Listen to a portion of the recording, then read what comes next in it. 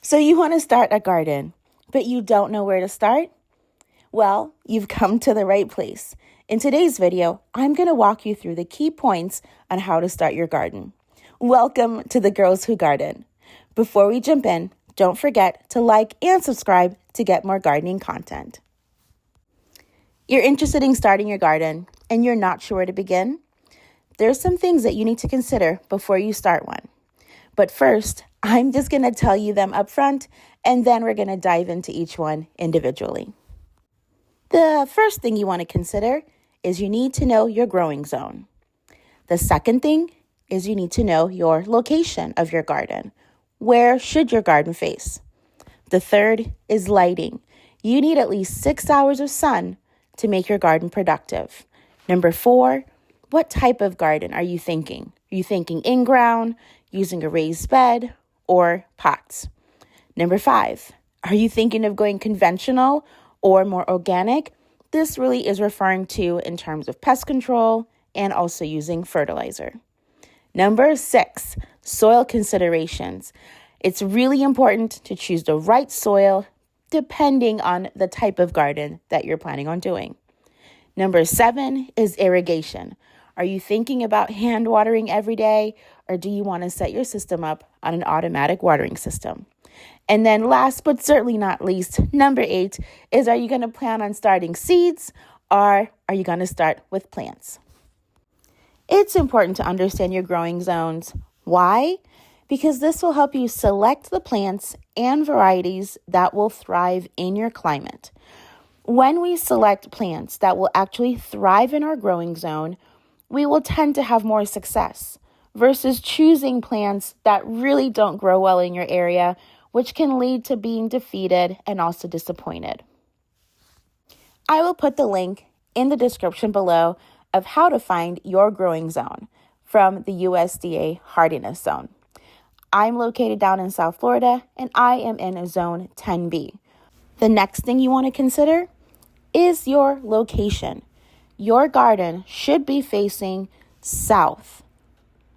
That will make sure that you get the required amount of lighting, which we'll talk about for the third part, but you need at least 6 hours of sunlight in order to make a garden productive. Place your garden in the area of your home that has the most sun. Here's what I recommend.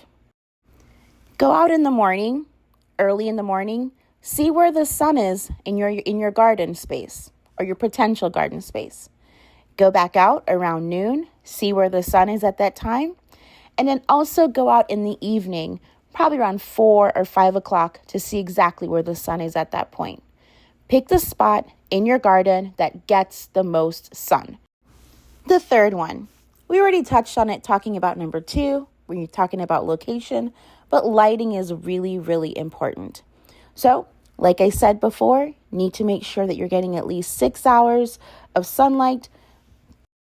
There is a spot in my garden where I don't get a full 6 hours of sun. I get maybe 4 hours of sun.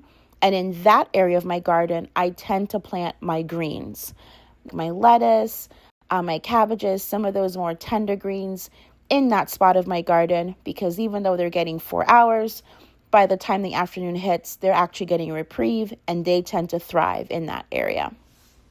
The next one we're going to talk about, number 4, is the type of garden.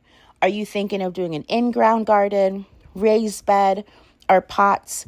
I have a philosophy that you can garden anywhere in any space as long as you have the other conditions.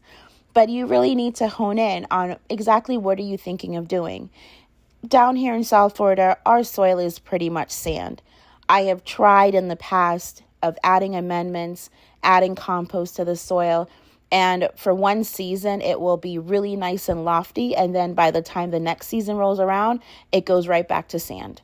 So I have chosen to do in-ground for some of my fruit trees, but then also for my vegetables, I primarily do raised beds and also pots.